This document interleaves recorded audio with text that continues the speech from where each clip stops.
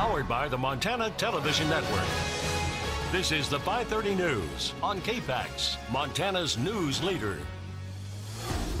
Good evening, I'm Kent Lutzen. We have breaking news to report tonight. Fire departments and Montana Rail Link are on scene in Clinton after a train car caught fire just before 4:15 this evening. We have very few details at this time, but we do know the fire has been contained and there is no danger to the public. Fire officials on the scene tell us when they arrived there were flames shooting 15 feet up from the car, but firefighters were able to quickly separate the train cars, keeping the fire contained. Firefighters were able to spray water on the car, putting the fire out. There are no evacuations and cause of the fire is still under investigation. This is a developing story and KPAX has the reporters on scene gathering information. Stay with KPAX online and on air for updates on this developing story. Well, switching gears to weather, parts of northwest Montana, including the Flathead Valley, are under a winter weather advisory until 11 tonight. Many of those areas are in for some gusty winds and blowing and drifting snow. With the very latest, let's go to meteorologist Russ Thomas for his first forecast. Russ? Thanks, Kent. Yeah, that is exactly right. That is the really Flathead County, and then you start looking at the Flathead Valley, then you start looking at areas toward the Divide, and we'll talk more about that coming up in just a couple minutes. Right now, though, I want to show you those temperatures: 17 in Sealy, 19 in Kalispell, 21 in Polson. We are seeing some light snow in a few spots right now. Really nothing significant in terms of snowfall. The winds have been brutal in some areas this afternoon. That will continue into the evening as it drives colder air into western Montana. With our satellite and radar, you can see again just a few snowflakes here and there. Generally speaking, though, things are pretty dry. A very cold night and a cold Monday as well. Your forecast is coming up. Thanks, Russ. Montana has one of the nation's highest suicide rates, and winter can be an even more difficult time for people struggling with mental illness. According to the American Association of Suicidology, an average of one person completed suicide every 11.9 minutes in the U.S. When people are in the crisis, the police are there to help. Corporal Chris Kneff with the Missoula Police Department says they often respond to calls requesting wellness checks or asking for their help when a person suffers a psychotic break. Whatever the circumstances are surrounding the call, the procedure is for the most part the same. Officers arrive on scene and determine if a crime has been committed. If not, they determine if the person is a danger to themselves or to the others. If they are, then they send the person to receive a mental health evaluation. If the officers determine that the person is not a danger, then the officers' hands are tied. If it's not something that we can immediately point a finger at and get them help at St. Pat's or community, then it's frustrating to try and get them the help they need. And we as police just don't have those resources at hand. If you know someone who is feeling depressed or having thoughts of suicide, encourage them to see a doctor as soon as possible or call the National Suicide Prevention Line at 1-800-273-8255. Last night, shots rang out along Central Avenue in Great Falls, and multiple people called in, including the victim. The victim was driving their vehicle when another pulled up next to the car, the suspect's vehicle, and had 4 occupants, and they demanded the victim return a purse. There were several people in the victim's car, and they did not know what the suspects were talking about and drove away. The victim said they drove away, then the shots came from the suspect's vehicle.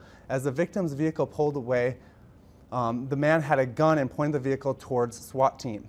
We'll have the full story tonight, as this is still a breaking story over in Great Falls, so stay tuned on KPAX and online. A Russian and passenger plane crashed near Moscow after takeoff on Sunday, and then the Kremlin said all 71 people on board were feared dead.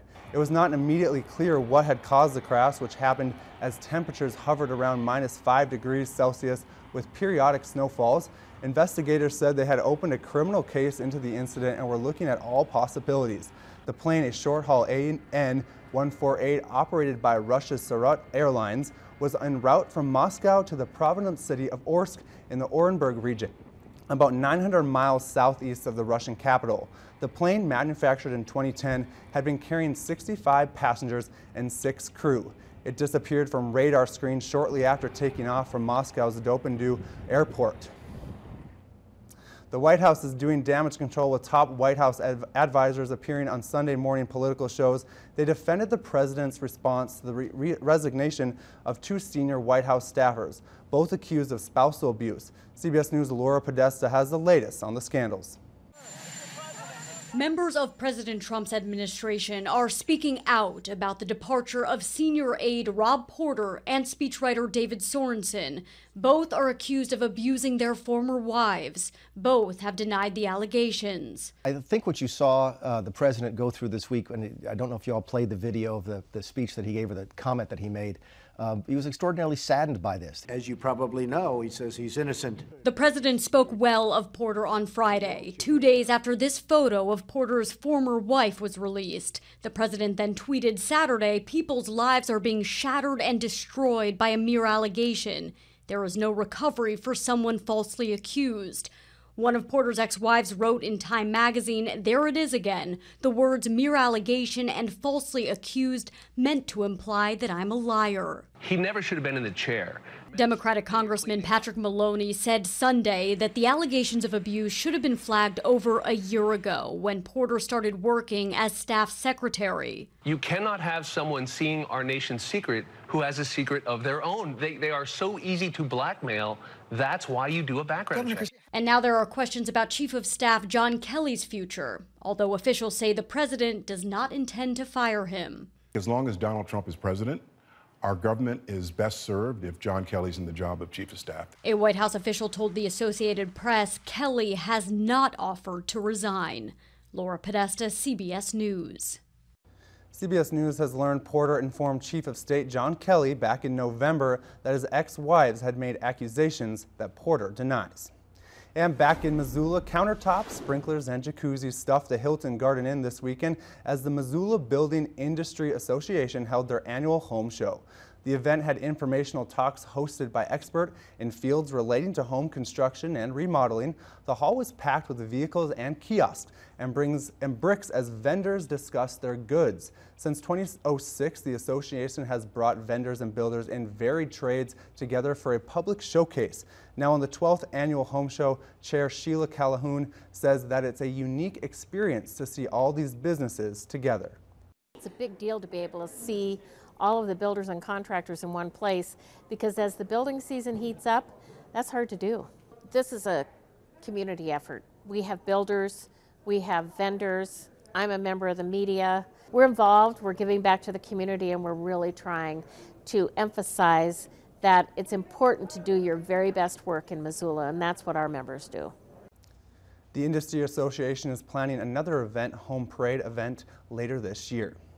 And you're never too old for love, and to get you in the mood for Valentine's Day, which is Wednesday, in case you forgot, how about a sweet story of a Great Falls couple? Betty and Gordon Naylor met in 1971 and have been married for 43 years. They met when her former husband brought him home for supper. He passed away shortly after that, which eventually led to The Bachelor taking her out. They say love, it's a lot of work, but it just requires putting each other's needs before their own. We take care of each other, you know. I help him remember his pills, and he helps me remember things, and I pick up the slack on what he can't do, and so he does for me. That's just the way it is. Coming up tonight at 10, we'll show you what they say is the perfect recipe for a long and successful relationship. I love stories like that. All right, coming up after the break, athletes at the 2018 Winter Olympics are not only competing for gold, but they're also fighting frigid temperatures. But thanks to some high-tech gear, these athletes can just focus on making the podium.